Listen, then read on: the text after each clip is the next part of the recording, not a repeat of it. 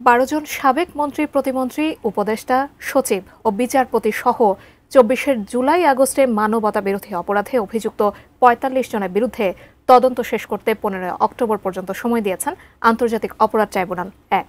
একই দিন সাবেক আইজিপি সহ 23 জন পুলিশ কর্মকর্তার বিরুদ্ধে তদন্ত শেষ করতে 5 অক্টোবর পর্যন্ত সময় দেন আদালত। জাভেদ আখতারের রিপোর্টে বিস্তারিত।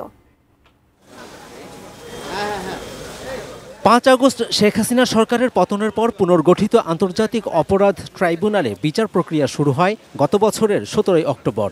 এই 9 মাসের মধ্যে সবচেয়ে বেশি আসামি 39 জনকে রোববার ট্রাইব্যুনালে হাজির করা হয়। জুলাই আগস্টে হত্যাযজ্ঞের অভিযোগে সকালে সাবেক আইনমন্ত্রী আনিসুল হক, আমির হোসেন আমু, আব্দুর রাজ্জাক, দীপু মনি, হাসানুল হক ইনু, রাশেদ খান মেনন, কামাল আহমেদ মজুমদার ও জুনাইদ আহমেদ পলক সহ 11 জন মন্ত্রী প্রতিমন্ত্রীকে ট্রাইব্যুনালে হাজির করা হয়। অসুস্থ থাকায় আনা হয়নি সাবেক মন্ত্রী শাহজাহান খানকে। একই অভিযোগে অভিযুক্ত সাবেক প্রধানমন্ত্রী শেখ হাসিনার 2 উপদেষ্টা সালমান এফ রহমান ও তৌফিকি ইলাহি চৌধুরী, আপিল বিভাগের সাবেক বিচারপতি শামসুদ্দিন চৌধুরী মানিক, স্বরাষ্ট্র মন্ত্রণালয়ের সাবেক সচিব জাহাঙ্গীর আলম ও ঢাকার সাবেক এমপি সুলাইমান সেলিমকেও হাজির করা হয় ট্রাইব্যুনালে। চিফ প্রসিকিউটর এই ৪৫ জন অভিযুক্তের বিরুদ্ধে তদন্ত শেষ করতে সময় চান 3 মাস। অ্যান্টিব্যাকটেরিয়াল অ্যাডিটিভ যুক্ত সেরা ওয়াটার ট্যাঙ্ক বিশুদ্ধ পানিতে ব্যাকটেরিয়া জন্মাতে দেয় না।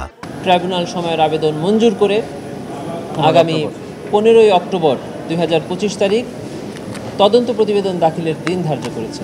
এই মামলায় টোটাল ৪৫ জন আসামি। আমরা তদন্ত প্রতিবেদন দাখিলের সময় চাচ্ছি টোটাল মামলাটা শেষ করার জন্য। তার মানে এই না যে এই 3 মাস আমাদের কার্যক্রম স্থগিত থাকবে। এই মামলার শুনানি চলাকালে হাসানুল হক ইনু আদালতকে জানান, জুন মাসে কারাগারে গিয়ে তার কণ্ঠ পরীক্ষা করা হয়। অসৎ উদ্দেশ্যে এটা করা হতে পারে বলে দাবি তার।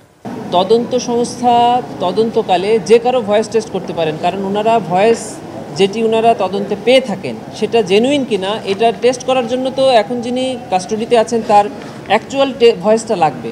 আরেক অভিযোগে পুলিশের সাবেক আইজি চৌধুরী আবদুল্লাহ আল মামুন সহ 23 জন পুলিশের মধ্যে গ্রেপ্তার 7 জনকে রোববার ট্রাইব্যুনালে হাজির করা হয়। শেখ হাসিনার মামলায় রাজসাক্ষী হওয়া সাবেক আইজিপি চৌধুরী আবদুল্লাহ আল মামুনকে আনা হয়নি। এই 23 জনের বিরুদ্ধে তদন্ত শেষ করতে ট্রাইব্যুনাল সময় দিয়েছেন আগামী 5 অক্টোবর পর্যন্ত। এখনও চৌধুরী আবদুল্লাহ আল মামুন এবং আসাদুজ্জামান খান কামাল এই মিস কেসের আসামি হিসাবে থাকছেন। পরবর্তীতে আমরা তাদেরকে এই মামলা থেকে বাদ দেওয়ার জন্য আলাদা অ্যাপ্লিকেশন আনব। এছাড়া উত্তরার আজমপুরে হত্যাযজ্ঞের মামলায় ঢাকা উত্তর সিটির সাবেক মেয়র আতিকুল ইসলাম সহ 9 জনের বিরুদ্ধে তদন্ত প্রতিবেদন দিতে 23 সেপ্টেম্বর পর্যন্ত সময় দিয়েছেন tribunal. Javed Akhtar, ATN news, Dhaka.